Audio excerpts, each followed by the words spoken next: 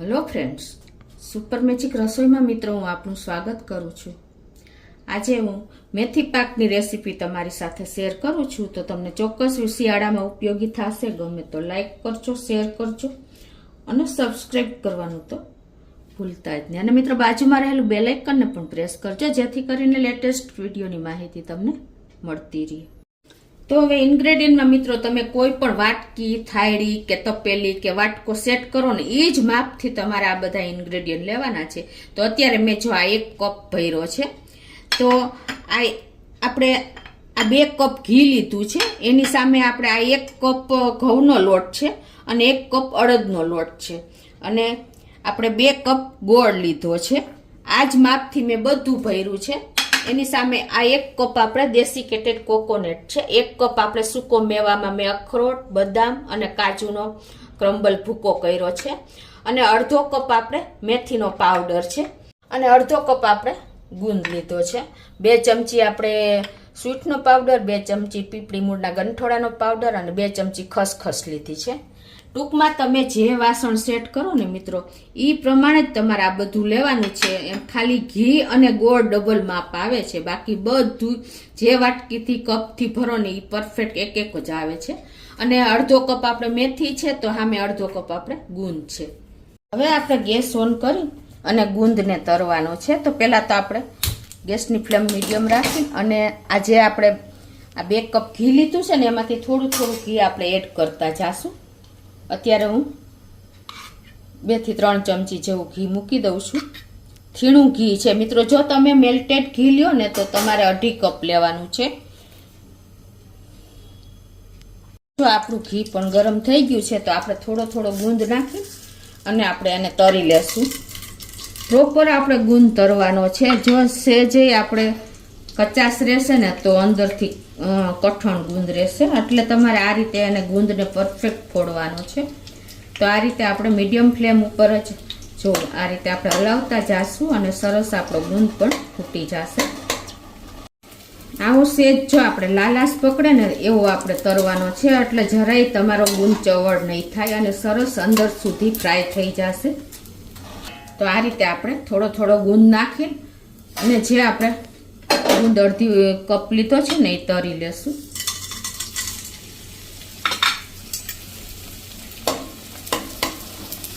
તો આ રીતે જો આપણે ગુંદને તરી લીધો છે, હવે એને આપણે આ રીતે સેજ પ્રેસ કરી અને એક સરખો કરી નાખવાનો, એટલે આપણે મેથી પાકમાં મેશ થઈ જાય.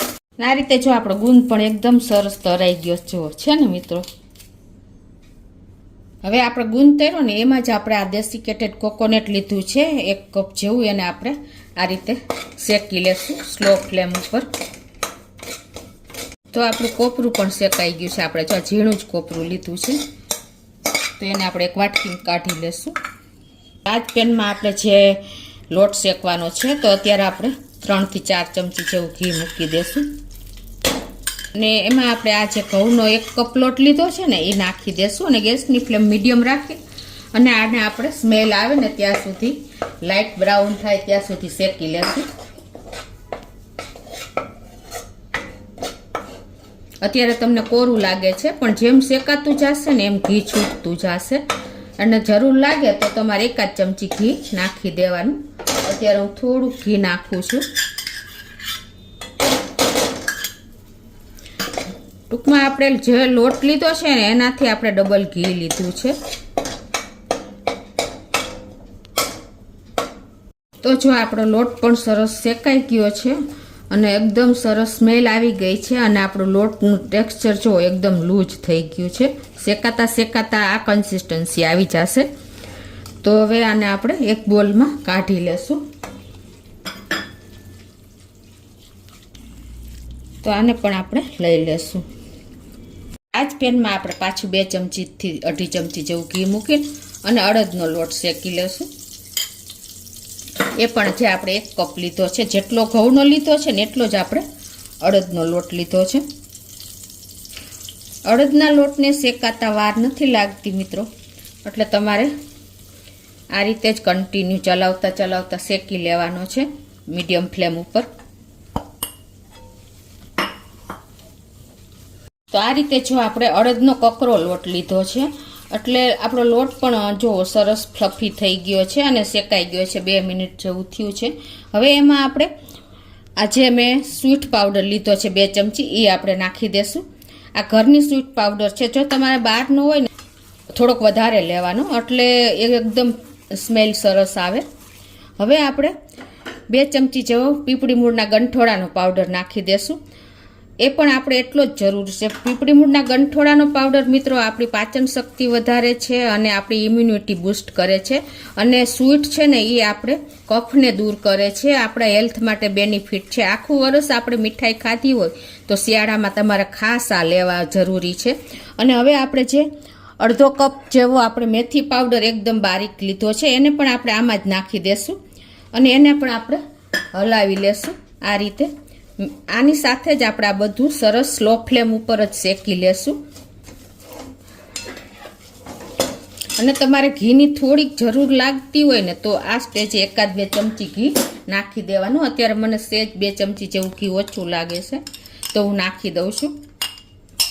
અને આને આપણે આમાં જ મિક્સ કરીને અને શેકી લેશું. મિત્રો આપણે અડદનો લોટ જુદો શેક્યો છે, કેમ કે અડદના લોટને શેકાતા વાર નથી લાગતી, જ્યારે ઘઉંના લોટને થોડીક શેકાતા વાર લાગે છે. હવે આપણે જે આ ડ્રાયફ્રૂટ લીધા છે ને, મિક્સ ડ્રાયફ્રૂટ 1 કપ, એ પણ આમાં જ નાખી દેશું. એટલે એકદમ સરસ આપણું આ બધું શેકાઈ જાય થોડું થોડું આની સાથે જ, લોટ સાથે જ. તો જો આપણું આ બધું મસાલા નાખ્યા ને, ડ્રાયફ્રૂટ, પીપળી મૂળના ગંઠોડા, સૂંઠ પાવડર, બધું સરસ શેકાઈ ગયું છે. હવે આપણે જે આ ગુંદને તરીને ભૂકો કર્યો છે ને એ આપણે આમાં નાખી દેશું. અને ગેસની ફ્લેમ આપણે અત્યારે સ્લો જ રાખી છે. મિત્રો આ મેથી પાક આપણા એકદમ શિયાળામાં આપણા હાડકાં મજબૂત કરે છે, લોખંડ જેવા બનાવે છે, સાંધાનો દુખાવો દૂર કરે છે અને આપણી ઇમ્યુનિટી પણ બૂસ્ટ કરે છે. હવે આમ આપણે ગુંદને પણ આમાં મિક્સ કરી દીધો છે. હવે જે આપણે લોટ શેક્યો છે ને ઘઉંનો, એ પણ આપણે આમાં જ નાખી દેશું. શેકેલા જે છે એ બધું જ. આપણે વરસમાં એકવાર તો મેથી પાકનો ઉપયોગ શિયાળામાં કરવો જ જોઈએ. હવે આપણે ગેસની ફ્લેમ બંધ જ કરી દેશું અને આ બધું આપણે મિક્સ કરી લેશું. ગુંદ અને ઘઉંનો શેકેલો લોટ જે શેકેલું છે એ બધું આપણે આમાં નાખી દેશું. અને ટોપરાનું ખમણ પણ આપણે શેક્યું છે ને એ પણ આમાં જ એડ કરી દેશું. અને હવે આમાં આપણે 2 ચમચી જેવા ખસખસના બી નાખી દેશું. એકદમ અત્યારે સરસ કિચનમાં સ્મેલ આવી રહી છે મિત્રો, તમે જુઓ.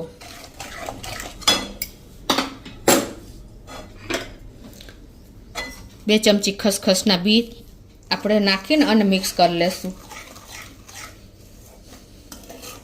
અત્યારે આપણે બધું જ જો મિક્સ થઈ ગયું છે, મસાલા માંડીને, બે લોટ, ઘી. હવે આને આપણે ઠંડુ થવા દેશું. આ લોટ ઠંડો થાય છે ને ત્યાં આપણે જે ગોળ નાખવાનો છે એ નાખી દઈએ. તો અત્યારે હું 2 ચમચી જેવું ઘી મૂકીને અને ગોળને મેલ્ટ કરી લઉં છું. તો આપણે અત્યારે આ 2 કપ ગોળ લીધો છે. ગેસની ફ્લેમ અત્યારે આપણે મીડિયમ રાખી છે અને આપણે મેલ્ટ કરી લેશું ગોળને, સેજ ફ્લફી થાય એવું. તો જો તો અત્યારે આપણે 2 કપ ગોળ લીધો છે, 2 કપ ઘી સામે 1 અને 2 કપ આપણે અલગ અલગ લોટ લીધા હતા. હવે તમને વધારે થોડુંક ગળ્યું જોતું હોય તો તમે થોડોક ગોળ વધારે લઈ શકો છો. ગોળ મેલ્ટ થાય છે ને ત્યાં આપણે જે થાળીમાં આપણે મેથી પાક ખારવાનો છે ને એને પણ ગ્રીસ કરી લઈએ આ રીતે. તો આ રીતે જો આપણે ઘી ઉપર આવી ગયું છે, પણ સેજ આપણે ગોળને ફ્લફી થાય ને ત્યાં સુધી ગરમ કરશું. આ કરવાનું કારણ એ છે કે એકદમ સરસ આપણો ગોળ મિક્સ થઈ જાય, પણ સેજ ફ્લફી કરવાનો છે.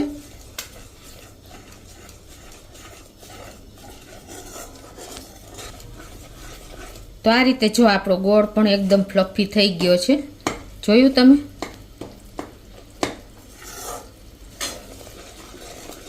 હવે આપણે ગેસને બંધ કરી દેશું અને આપણે આ જે મેલ્ટ કરેલો ગોળ છે ને એને આપણે આ લોટ શેકેલો છે એમાં જ નાખી દેશું.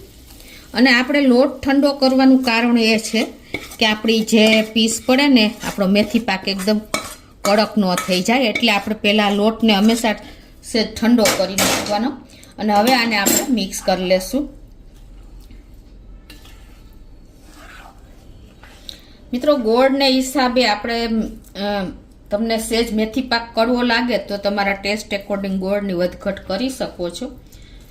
અત્યારે મેં પરફેક્ટ મેજરમેન્ટ સાથે જ તમને આ મેથી પાકની રેસીપી બતાવી છે.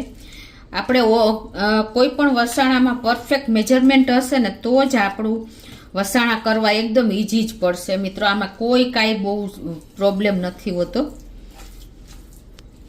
તો આ રીતે જો આપણે સેજ હલાવી લઈશ, મિક્સ કરી લેશું એટલે સરસ બધું ભેગું થઈ જાય. 1 જ મિનિટ થશે, આમાં કોઈ ટાઈમ નહીં લાગે. તો હવે આને આપણે થાળીમાં નાખી દેશું. મિત્રો તમારે જો એકદમ સોફ્ટ વસાણા કરવા હોય ને, આ મેથી પાક પણ તમારે એકદમ સોફ્ટ કરવો હોય ને તો તમારે થોડુંક ઘી ચડિયાતું રાખવાનું. તો આ રીતે જો આપણે થાળીમાં ઢાળી દીધો છે અને આ રીતે આપણે એને લીસો પણ કરી લેશું. અને હવે ઉપરથી આપણે આ જે બદામની ફ્લેક્સ કરી છે એટલે કે કતરણ કરી છે ને એને આપણે ઉપરથી આ રીતે નાખી દેશું. અને તમારે ગુંદ નાખવો હોય કે કોઈ પણ બીજા આપણે ડ્રાયફ્રૂટ નાખવા હોય ને, કિસમિસ છે કે કોઈ પણ કતરણ તમે નાખી શકો છો. આ રીતે હવે આપણે એને ઠંડુ થવા દેશું થોડુંક, પછી આપણે ચોસલા કરશું. તો આપણે હવે થોડુંક જો હજી ગરમ છે ને ત્યાં જ આપણે એને પીસ ચેક્સ મૂકી દઈએ, પછી નહીં થાય. તમારે જે સાઈઝના કરવા હોય એ પ્રમાણે તમારે ચેક્સ મૂકી દેવાના છે. તો આ રીતે જો આપણે ચેક્સ કરી લીધી છે. તો મિત્રો હવે જે આને આપણે પીસ કરવા માટે 2 થી 3 કલાક ઠંડુ થવા દેવું પડશે. તો આ રીતે તમે ચોક્કસ એક વખત મિત્રો શિયાળો છે તો મેથી પાક બનાવવાની ટ્રાય કરજો. પરફેક્ટ મેજરમેન્ટ સાથે જ મેં તમને બતાવ્યો છે. અને આ મેથી પાક આપણે શિયાળામાં ખાસ લેવો જોઈએ, કેમ કે આપણે આ સાંધાની હાડકાને લોખંડ જેવા મજબૂત બનાવે છે, ઇમ્યુનિટી એટલી આપે છે. એટલે વર્ષમાં એકવાર તમે ખાશો ને તો આખું વર્ષ તમારી ઇમ્યુનિટી જળવાઈ રહેશે. તો તમને ચોક્કસ આ વિડીયો ગમશે મિત્રો. ગમે તો લાઈક કરજો, શેર કરજો અને સબસ્ક્રાઈબ કરવાનું તો ભૂલતા જ નહીં.